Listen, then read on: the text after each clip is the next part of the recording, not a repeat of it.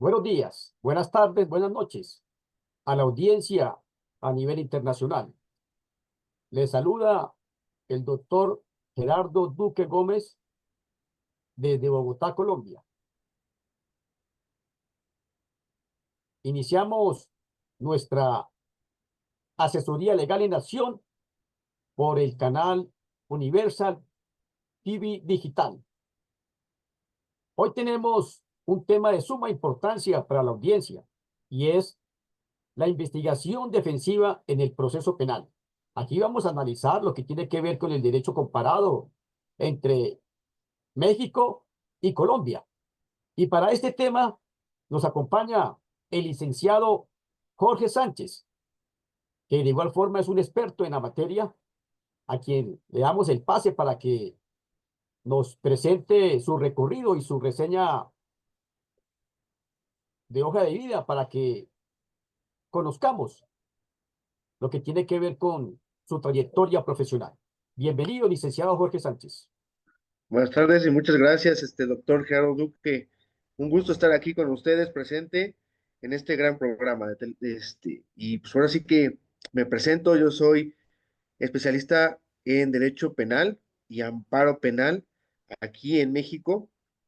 Tengo un gran recorrido en esta materia, sobre todo, llevando distintos tipos de juicios, ya sea delincuencia organizada, feminicidio, robo, homicidio y demás, en las diferentes etapas que aquí en México manejamos, que es la investigación, intermedia, juicio, y pues ahora sí que en compañía de grandes abogados que aquí en México son muy respetados, entre ellos Baldomero Mendoza, eh, también un compañero que litiga ya en Perú, de nombre Ricardo Cuevas, eh, Pigmenio Mendieta, también tuve la oportunidad de elaborar con él, grandes abogados que tuve, eh, sus, me dieron sus conocimientos, ¿no? Y tuve la oportunidad de llevar a cabo distintos asuntos en los cuales me llevó a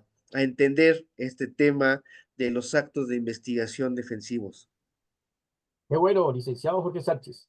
Para que la audiencia tenga conocimiento de cómo es la situación que se presenta en Colombia. En Colombia nosotros también tenemos un sistema penal acusatorio que se compone de diferentes audiencias. El caso colombiano quisiera hacer un pequeño recorrido que son las audiencias preliminares que tiene que ver con la legalización de captura, la imputación y la solicitud de medida de aseguramiento. Y posteriormente entraremos a la audiencia de acusación, luego la audiencia preparatoria y finalmente la audiencia de juicio. Quisiera, licenciado Jorge Sánchez, que nos diera también como un recorrido cuáles son las audiencias preliminares que se presentan allá en México. Mira, aquí tenemos tres, que es la etapa de investigación, que es la primera audiencia que se lleva a cabo, ya sea con el tema de la detención, a través del estudio de un control de detención, o la audiencia inicial, que es a través de una orden de aprehensión. Es la primera etapa. De ahí viene la segunda, que es la etapa intermedia, que es la de depuración de medios de prueba para preparación a juicio. Y la tercera etapa, que es la final, ya viene siendo el juicio. Solamente son estas tres etapas aquí en México. Sí, el caso colombiano se presenta también la audiencia preliminar. Generalmente en una sola audiencia eh, les quiero manifestar que se desarrollan tres momentos importantes, que es primero la legalización de la captura, segundo la imputación y la solicitud de medida de aseguramiento. Igualmente, en el sistema abreviado, cuando se aplica en Colombia, desaparece la imputación y de una vez se va a la audiencia de acusación. Pero veo que el sistema latinoamericano, lo que tiene que ver con México y Colombia, son muy similares. Entonces, Sí. nos gustaría, licenciado, que de pronto, de una forma más detallada, nos iniciara de pronto con los actos de investigación que debe hacer, en este caso, la defensa, el rol que desempeña usted como defensor público para que la audiencia nos pueda entender un poco nuestro lenguaje. Sí, claro. Mire, más que nada vamos a empezar con que la carga de la prueba, no sabemos que la tiene el órgano acusador, que en este caso es el Ministerio Público o la Fiscalía. Quien nos acusa, ellos están obligados a investigar y buscar elementos probatorios para poder sostener esa acusación. Si hablamos estrictamente de este punto, es que quien tenga que realizar esos actos de investigación son ellos. Pero ahora, en la actualidad, yo veo que la carga de la prueba ya también la va teniendo la defensa. Ya no podemos dejar que solamente que el Ministerio Público haga la investigación, sino uno como abogado defensor, también en representación de los intereses de nuestro patrocinado, que en este caso a quien defendemos, el imputado, el investigado y en su momento el acusado, para que tenga una defensa técnica y adecuada, nosotros, los defensores, realizar esos actos de investigación tendientes a desvirtuar lo que el Ministerio Público nos está acusando.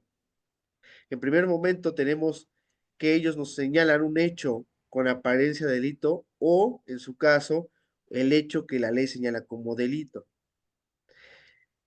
Entonces, de ahí la importancia que no solamente podemos dejar que el Ministerio Público haga esos actos de investigación.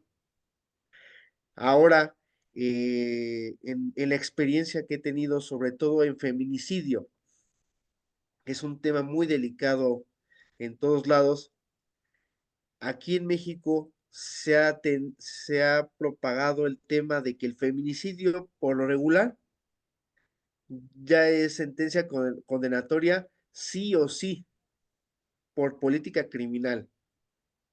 La investigación, aún sea deficiente por parte del Ministerio Público, terminan siendo condenados. Los defensores se confían que solamente con que el Ministerio Público hizo una investigación deficiente y dice no es suficiente para poder acusarnos o acreditar el delito, queremos ir ante el juez de juicio ante lo que se le llama deficiencia probatoria. Sin embargo, atendiendo ahora lo que es la perspectiva de género, pues aun cuando existan elementos probatorios deficientes, te terminan condenando.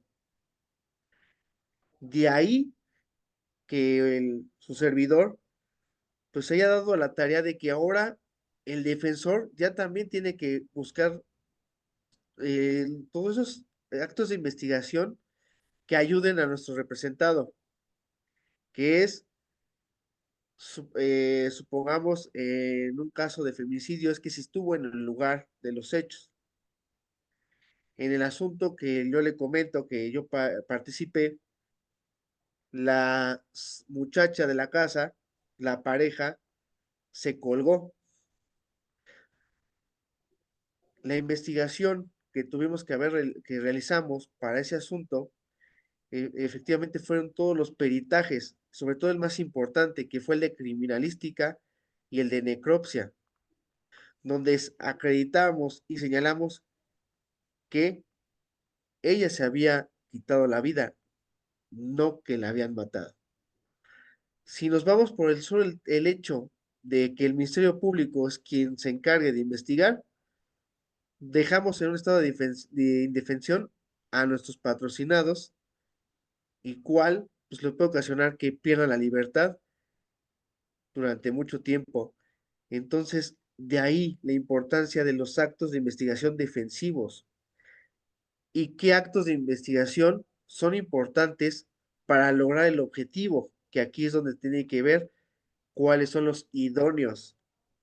No sé allá en Colombia si los actos de investigación ustedes como abogados defensores los puedan hacer de manera directa o tengan que hacer uso de la autoridad, que en este caso sería el Ministerio Público.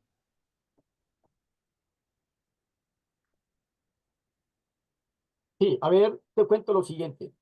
Para la audiencia es importante tener en cuenta que el sistema penal acusatorio, por postulado constitucional, tiene una igualdad de armas. Y esa igualdad de Ajá, armas implica que tanto la fiscalía como la defensa, pues tienen la potestad investigativa. Inclusive, los actos investigativos pueden realizarse antes de que se haga la imputación o la acusación. Los mismos derechos que tiene el Ministerio Público, caso México, o la Fiscalía, caso Colombia, estos actos de investigación obedecen a una estrategia de defensa. Es importante señalar que precisamente el sistema penal acusatorio que reemplazó el sistema inquisitivo, donde solo el Ministerio Público o la Fiscalía tenían esas potestades, hoy en día no. Hoy en día, para acceder a una imputación, a una acusación y finalmente llegar a un escenario de el juicio oral, pues la, la estrategia de la defensa tiene que ser muy importante. O ajá, sea, la importancia de saber litigar en el sistema penal acusatorio implica el conocimiento de unos aspectos técnicos, porque hoy en día tenemos conocimiento que hay una libertad probatoria y las personas acusadas tienen derecho a defenderse, inclusive utilizando los peritajes que presenta la Fiscalía, lo que tiene que ver con la refutación de esos peritos que presenta el Ministerio Público, caso México, Fiscalía, caso Colombia. Entonces, precisamente hoy se está manifestando a la defensa técnica que hoy no se puede trabajar solo. Un abogado que se presente a un escenario judicial sin ningún apoyo de peritos forenses, sin ningún apoyo de médicos especializados en determinados delitos. Por ejemplo, los psicólogos forenses, tener un equipo interdisciplinario que pueda abordar interdisciplinariamente, holísticamente, esa investigación. O sea, esto es un equipo interdisciplinario. Se requiere de un equipo de peritos para poder refutar las pruebas que tiene que demostrar el Ministerio Público, caso México, o la Fiscalía, caso colombiano. Por eso ya se conoce del sistema de igualdad de armas en los juicios orales. Frente a ese panorama, quisiera, querido licenciado Jorge Sánchez, preguntarle si, ¿cuál sería para usted el escenario ideal donde puede la defensa técnica, o aquí nosotros en Colombia le llamamos la bancada de la defensa? ¿Cuál sería el escenario propicio en lo que tiene que ver con el sistema probatorio por parte del defensor? ajá. Mira, aquí es muy importante lo que tú mencionas, doctor, la igualdad de armas. Desgraciadamente aquí en México sí existe ese principio de igualdad de armas, pero nosotros como defensores, para solicitar o realizar un acto de investigación, tenemos que solicitarlo al Ministerio Público o a la Fiscalía y él como único facultado ya lo requiere a la autoridad competente. Supongamos que yo requiero videos de C5, que son las grabaciones que tiene el Estado para vigilar a la gente el tema de delitos. Yo no puedo ir ante la autoridad y solicitarlos de manera directa, sino el Ministerio Público los debe de solicitar a través de mi petición. Pero ¿qué pasa? Si yo le digo al Ministerio Público, realiza este acto de investigación, ellos se niegan a realizarlo de manera directa porque dicen, ah, es que tu acto de investigación no es pertinente o no es idóneo y te lo niegan. Y tenemos que acudir ante un juez para poder obligar al Ministerio Público que haga ese acto de investigación. Y eso nos quita a nosotros tiempo. Hace poco, durante el estudio de la maestría, un profesor nos puso una lectura muy interesante sobre el investigador privado y cómo en Estados Unidos esa figura es demasiado importante. Le dan mucho valor al investigador privado, porque allá en Estados Unidos tienen más libertad y facultades para poder investigar. Aquí lo que sí tenemos que hacer es justamente esa parte, convertirnos en unos investigadores privados, los defensores, para conseguir todo ese elementos, todos esos elementos probatorios para que ayuden a nuestra teoría del caso y al esclarecimiento de los hechos, que es lo importante, esclarecer el hecho. No solamente es llevar a alguien a la cárcel y que se pague, no, sino solamente el esclarecimiento de los hechos, que se vele por los principios y las garantías, así como los derechos fundamentales de cada uno de los intervinientes en un proceso penal acusatorio. Entonces aquí lo ideal, lo que tú me dices, lo ideal sería que tuviéramos esa facultad, como en otros países, en este caso Estados Unidos, de poder ir requerir de manera directa ese elemento que yo necesito.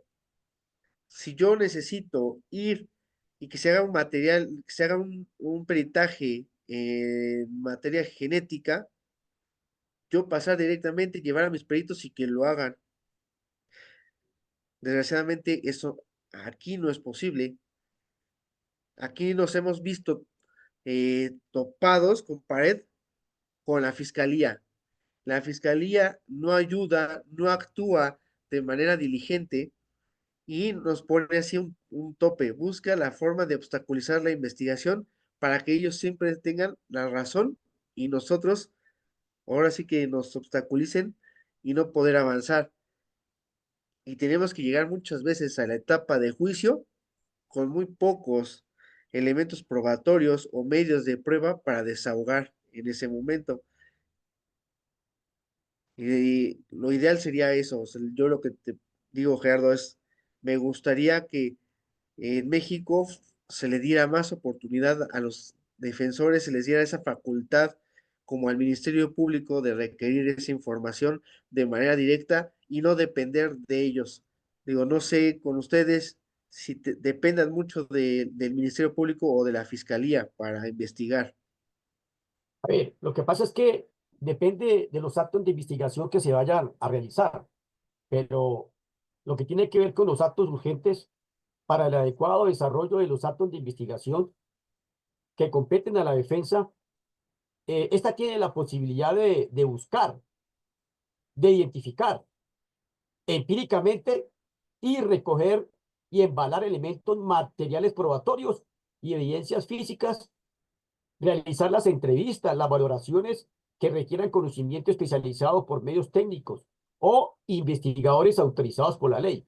Con ese fin, las entidades públicas y privadas, además de particulares, prestarán el apoyo que requiere la defensa técnica. ¿Esto qué implica? Que hay actos de investigación que no necesariamente tienen que tener control por parte del juez de control de garantías, caso colombiano. Yo me refiero a los actos de investigación urgentes. Cuando hay un escenario de un homicidio, pues así como la fiscalía y el cuerpo técnico tiene la posibilidad de estar en el momento exacto de los hechos, en el lugar donde aconteció ese homicidio, pues también la defensa lo puede hacer. Ahí no requiere el permiso del juez de control de garantías, porque lo está haciendo directamente, sin pedirle permiso a nadie. Pero lógico que tiene que tener, por supuesto, lo que tiene que ver con la preservación de la cadena de custodia. Saber recopilar la información es de suma importancia a efectos de no afectar derechos fundamentales. Diferente es ya, diferente es ya cuando estos actos de investigación o las pruebas que tú vas a llevar a juicio, antes de ese juicio, que es lo que me refería a la audiencia preparatoria, ahí la obligación de la defensa y la fiscalía es saber argumentar las solicitudes probatorias en tres postulados. Cuando llegas a la audiencia preparatoria, caso colombiano, para tener la posibilidad de llevar esas evidencias o elementos materiales probatorios legalmente recopilados para hacerlos valer en juicio, hay un procedimiento expedito y muy exigente para que el juez te dé la oportunidad y te avala esas pruebas, que son los conceptos de pertinencia, conducencia y la utilidad de la prueba. En ese debate tienes que saber de presentar al judicial o al juez cuáles son las pruebas que usted va a hacer valer y por qué debe el juez, en ese caso el juez de conocimiento o el juez de audiencias, creo que es en México, te va a avalar las pruebas que vas a llevar a juicio. Pero insisto, los actos de investigación inicial no requieren el permiso del juez de control de garantías. Caso colombiano, porque el ejercicio de las facultades investigativas tiene la posibilidad de solicitar la información en el mismo momento de que sucedió el hecho. Y ahí no va a estar el juez de control de garantías presente. Por eso es que es importante tener conocimiento para que la audiencia más o menos entienda lo que estamos aquí debatiendo, que son actos de investigación urgentes, preliminares, en ese caso, que no requieren el control, caso colombiano, del juez de control de garantía. A eso me refiero. Y por supuesto que la figura del investigador privado, aquí también, el acusador privado también en Colombia lo estamos aplicando. Y el acusador privado goza de todas las garantías también como la fiscalía para hacer esos actos de investigación con una trascendencia importante eh, para poder llevar finalmente una investigación acorde con los derechos que tienen tanto el victimario como la víctima. O sea, aquí lo que se trata es, para sintetizar, es no afectar derechos fundamentales de las personas que están involucradas en ese proceso judicial.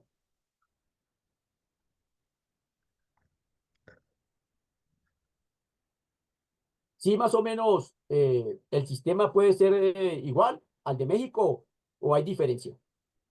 No, en esa parte es exactamente igual. Pero te voy a poner el ejemplo de un caso. eh, una persona ahorita se encuentra en la cárcel, condenado por 40 años, acusado como coautor material del delito de homicidio. Te, te pongo el escenario. En una fiesta, en un lugar donde venden cervezas, alcohol, mucho ruido, mucha gente, llegan dos personas en una moto a golpear a otra persona que estaba ahí en la fiesta. Entonces baja el de la moto y lo empieza a golpear al que estaba en la fiesta. El que iba de pasajero en la moto está ahí observando y supuestamente pasa otra persona, un vecino, pasa por la calle que se dirigía a una tienda a comprar unos pañales para su hijo y cruza por esa calle.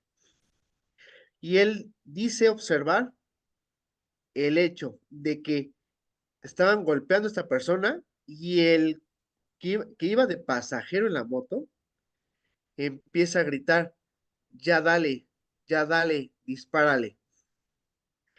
Entonces esta persona al escuchar eso le habla a la hermana de la víctima, del que estaban golpeando. Entonces le manda un mensaje de que estaban ahí golpeando a su hermano y que lo iban a matar y que se encontraba Juan y Paco ahí en el lugar. Supuestamente llega la hermana tiempo después, sí le disparan, perdón, le disparan a la víctima y se van en la moto. Llega la víctima, llega la hermana y ya ve a su hermano ahí en el suelo y solamente la policía, solamente con la entrevista de la hermana, que no es testigo presencial de los hechos. Dos, no entrevistaron a ninguna otra persona en el lugar. Había como 30 personas en la fiesta. No entrevistaron a nadie más. Está la entrevista del supuesto vecino que pasa por la calle y observa supuestamente el hecho, pero no enseña o no acredita los mensajes que le envió a la hermana, solamente su dicho de que él iba pasando por ahí y observó todo. Con solo esos dos testimonios, el juez condenó a esta persona porque es al que agarraron fue el que gritó, supuestamente, ya dale, ya dale, dispárale. A pesar del ruido, a pesar de la cantidad de testigos, solamente con esos dos fue suficiente para condenarlo. El defensor, que es un conocido mío, llevó otros dos testigos que estuvieron ahí en el lugar de los hechos. Y el juez dijo que al ser testigos de la defensa, van tendientes a ayudar a la defensa. Que no podemos dar por hecho que estuvieron en el lugar de los hechos, porque no existe otro elemento probatorio que corrobore esa información, como el ticket de que compraron cerveza o que estuvieron ahí o demás.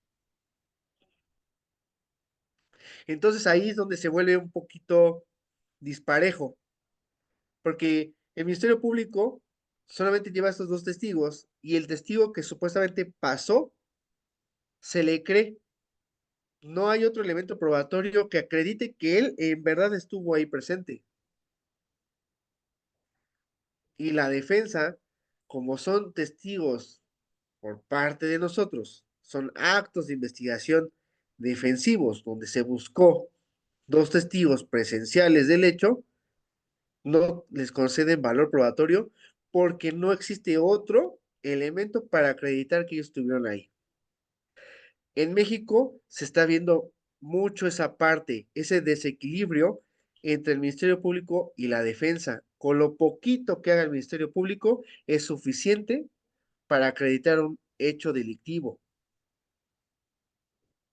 A diferencia de, no sé, Colombia con este tema del razonamiento probatorio, cómo lo están tomando los jueces de juicio allá en Colombia respecto al cabal o los elementos probatorios que llevan a juicio para condenar, porque se debe de superar el principio de indubio pro reo, ¿no? La duda razonable, porque debe de ser acreditado fehacientemente que el hecho ocurrió para poder condenar, pero aquí no está sucediendo así. No sé qué me puedes decir en ese sentido. Bueno, lo que tiene que ver con los testigos. Nosotros sabemos que tanto la fiscalía como la defensa pueden tener sus testigos. Para eso hay libertad probatoria. Y de igual forma, cuando se presentan dos testigos presenciales de los hechos, pues es importante también tener en cuenta que esos testigos van a ser contrainterrogados por parte de la defensa. Y la defensa, la estrategia de la defensa es muy importante, porque la defensa puede desacreditar los testigos, mirando los antecedentes de esos testigos. si son personas que gozan de buena reputación, buena credibilidad. Sí, claro. O sea, corroborar la información que presenta la fiscalía es muy importante. Por eso, en el desarrollo de la etapa de juicio oral, la estrategia de defensa tiene que ser muy amplia. O sea, el defensor, le habíamos señalado que el defensor tiene que tener un equipo interdisciplinario. O sea, hay psicólogos forenses, peritos forenses que pueden desacreditar un testigo, porque se hace una investigación a fondo realmente de ese perfil de ese testigo, ¿no? Entonces pienso yo que a pesar de que nos encontramos con jueces que no valoran las pruebas que presenta la defensa, por lo que hay cierto compadrazgo o compadrazgo entre la Fiscalía, el Ministerio Público y el Judicial, porque siempre sabemos que hay una desventaja por parte de la defensa, porque a veces no cuenta con esa familiaridad o ese apoyo por parte de la judicatura.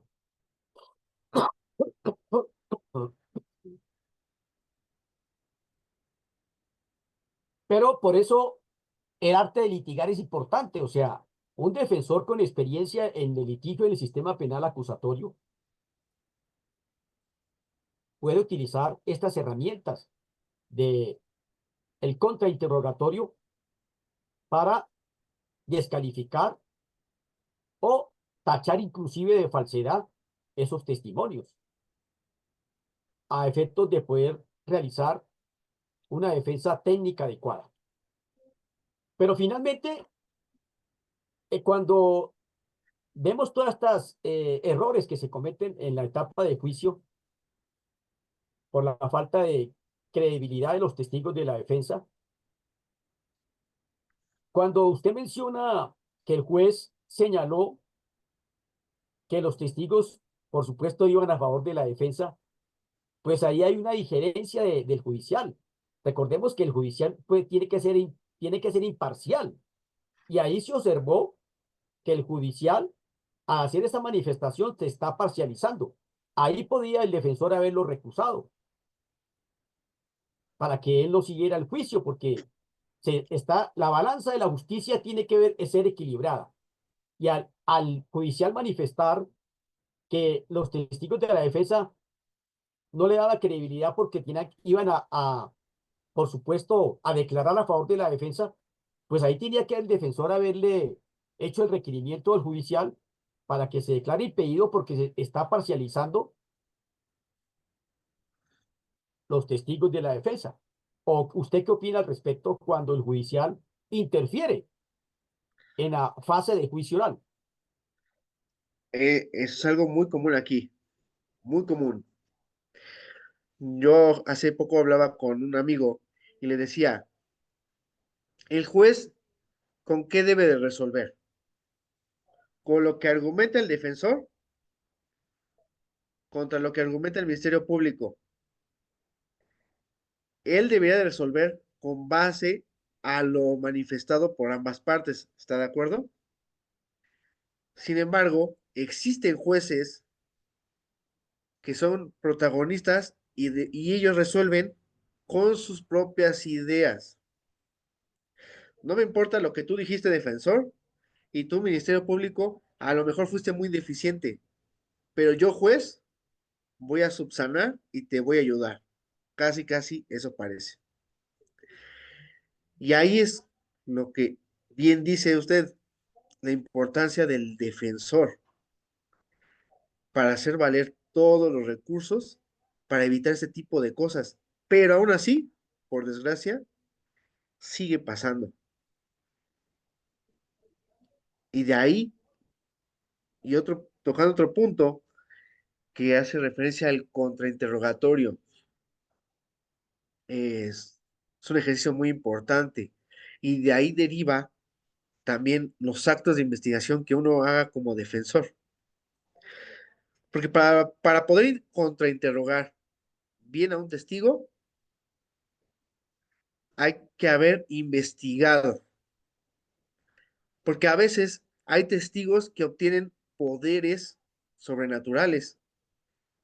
Y esto lo comento con un caso de delincuencia organizada donde los policías iban siguiendo a unas personas y a 15 metros escuchan cómo estas personas en una reunión empiezan a decir que los aviones, que el narcótico, que números telefónicos, pero todo lo escuchan desde 15 metros atrás, rodeados de más personas y supuestamente ellos escuchan todo, donde pues, se vuelve poco creíble. Pero ¿cómo atacas esa parte?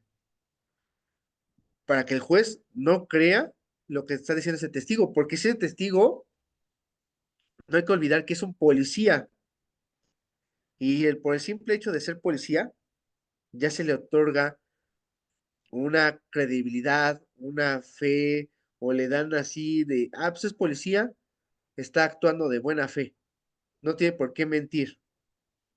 Pero oye, 15 metros no vas a escuchar una conversación, y más si hay un montón de ruido. Entonces, para poder contrainterrogar a ese testigo, aquí hay que investigar cómo, pues, a lo mejor poder replicar el escenario. A ver, me pongo aquí, 15 metros allá, ponte, habla, soy capaz de escucharte, sí, no. Entonces, poder realizar ese ejercicio te lleva a poder contrainterrogar al testigo de manera eficiente. Pero vuelvo a lo mismo, aquí en México existe un poquito de favoritismo de los jueces hacia el Ministerio Público y no resuelven también con lo que ambas partes debaten, sino ellos resuelven con sus propias ideas. Entonces, ¿qué es lo que cómo debemos de poder luchar con esta parte? Supongamos, no sé en Colombia, pero aquí, supongamos que el defensor no hizo nada, ningún acto de investigación, va a llegar a etapa intermedia, se cierra el plazo de investigación complementaria, que es el tiempo que existe, que tienen las partes para poder investigar. Se cierra. Yo entro como nuevo defensor y solicito que se vuelva a abrir esa etapa de investigación para yo poder realizar actos de investigación en favor de mi representado. Pero el juez dice, no, porque no existe acto pendiente. El anterior defensor debió de haber solicitado actos de investigación. Si quedara pendiente alguno, ahí sí puedo reabrir. Si no existe ningún pendiente, no puedo abrir la investigación. Ya se cerró, que es aquí, precluye el derecho, el cierre de etapas. No se puede volver a abrir. No sé si allá en Colombia puedan volver a abrir una etapa para poder investigar. Pues lo que pasa es que en ese caso tiene sentido el juez porque no se puede, las etapas son preclusivas. O sea, si usted está en etapa de investigación y fue desarrollándose el proceso penal, pasó a la etapa de juicio y hay cambio del defensor, pues se supone que tiene que haber un empalme entre los dos defensores. Pero excepcionalmente, excepcionalmente, si hay una violación flagrante a derechos fundamentales o que hubo pruebas ilegales o pruebas que afecten derechos fundamentales, se declara nulidad de esa etapa. Pero no es común retroceder la etapa de juicio de manera caprichosa por parte de la defensa para que el juez avale los actos de investigación, no porque ya precluyeron. O sea, en ese caso, pues yo pienso que el juez tiene razón porque no se puede estar corriendo tan fácil de la etapa de investigación a la de juicio y retrotraer por cambio el defensor. O sea, hay que hacer la salvedad de que por eso el cambio del defensor puede afectar el proceso, puede afectar al acusado, porque no es pertinente y no es recomendable estar cambiando de defensor, porque eso causa un traumatismo al proceso judicial. Por eso debe tener muy preciso o una persona que esté siendo condenada, acusada, investigada en un proceso penal. A veces esa condena puede obedecer también a la falta de una defensa técnica adecuada. Sí, Entonces, por eso a mí me parece que hay que recomendar a las personas que están privadas de la libertad o investigadas en procesos judiciales la importancia de asesorarse de un buen defensor que realmente conozca el sistema penal acusatorio. Por eso estamos abordando el tema hoy, mi querido licenciado, hoy, de la importancia del sistema penal acusatorio, porque aquí estamos nosotros jugando con la libertad de un ciudadano. Por eso el abogado tiene que capacitarse adecuadamente, en estar efecto. atento con las normas vigentes, conocer. Conocer el proceso penal es importante en cada país. Me parece que, caso colombiano, muy difícil que un juez retroceda de un juicio a una etapa de investigación, excepto que se hayan violado derechos fundamentales, que ahí se puede declarar nulidad, nulidad de lo actuado, pero así como tan olímpicamente, si me permiten esta expresión, no se va a cambiar de la etapa del proceso cuando hay cambio del defensor a efectos de no afectar el proceso judicial, precisamente. Entonces, el cambio que actualmente está pasando en México sobre la elección de los jueces por el voto popular, ¿usted cree que es adecuado? Sí, yo creo que sí es adecuado.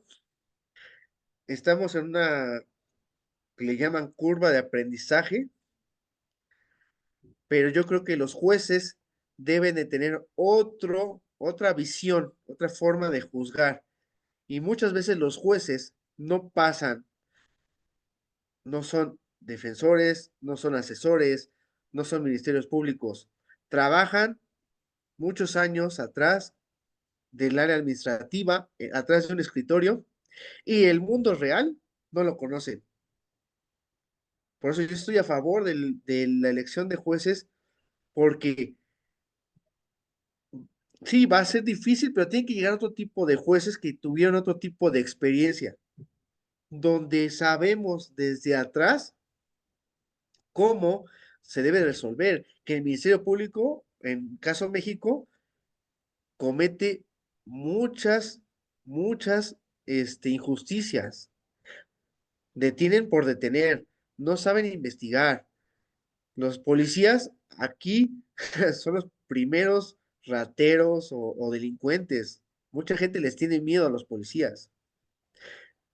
Siembran eh, drogas, pero los anteriores, los jueces dan por hecho que ellos son las buenas personas, que ellos lo hacen de buena fe, cuando sabemos que los que estamos de este lado no es cierto.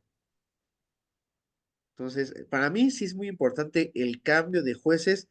Va a ser un poquito complicado, pero puede llegar a algo diferente. Y esperemos que los nuevos jueces impartan justicia ahora sí de manera imparcial. Bueno, lo que pasa es que hay que tener en cuenta que, acuérdese que de la teoría de Montesquieu, que la división de poderes, o sea, cuando se permite que el Ejecutivo ingiera en el Poder Judicial, pues eso afecta ostensiblemente la democracia, porque cuando en un país se cambian de roles tan rápido y fácilmente en función del poder, porque para nadie es un secreto que hay muchos intereses creados también por parte del Poder Ejecutivo para Sí, manipular. Pues imagínense, en manos del Poder Ejecutivo que quede la elección de un juez es un tema delicadísimo, porque se rompe ese equilibrio. O sea, ahí hay que tener mucho cuidado porque pueden presentarse situaciones delicadas cuando hay una elección de jueces que no sean los jueces más preparados, más idóneos. Eso, en fin, yo no estoy de acuerdo con la elección popular de los jueces porque yo pienso que se rompe ese equilibrio de la autonomía e independencia del Poder Judicial. Me parece que tiene que haber un Poder Judicial independiente, autónomo. Debe haber una escuela judicial, debe haber inclusive universidades que formen judiciales para que haya más transparencia.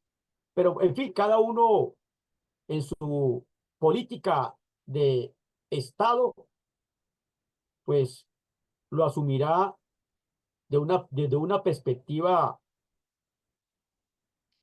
holística. No es fácil tomar una decisión como se hizo en México, que fue muy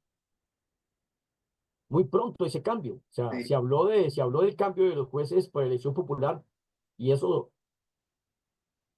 se autorizó por el legislativo. Pero me parece que es un tema que hay que analizarlo con mucha cabeza fría. El fenómeno que se puede presentar, por supuesto, en Latinoamérica, porque nosotros somos un continente que fácilmente se deja llevar por decisiones de otros países sin tener en cuenta la responsabilidad que hay de la división de poderes.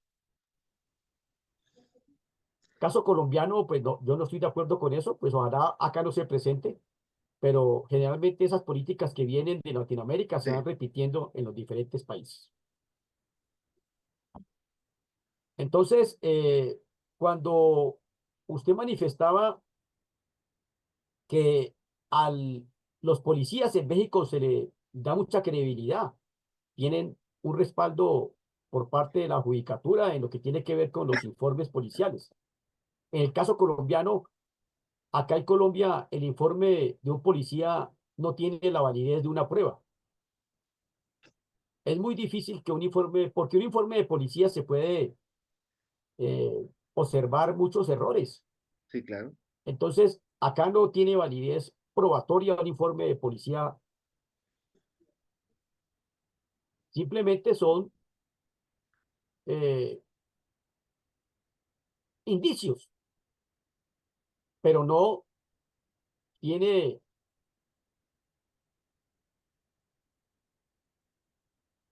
la capacidad de tener la certeza de que con el informe policial se vaya a proferir una condena. Así es, Gerardo. Carambas, qué interesante este programa hablando de derecho comparado con Jorge, México y Colombia. La verdad que lo que están tratando es un tema bastante interesante y que da para mucho más, por supuesto, sobre todo en el caso de los jueces, ¿no? Cuando dan su veredicto, acá en el Perú les decía por el interno de que cuando un juez da un mal veredicto cae en prevaricato y lo enjuician. Lo enjuician directamente. Los jueces tienen que andar acá con mucho cuidado, porque ya varios han ido a la cárcel, ya, incluso fiscales de la nación, jueces de diferentes instancias.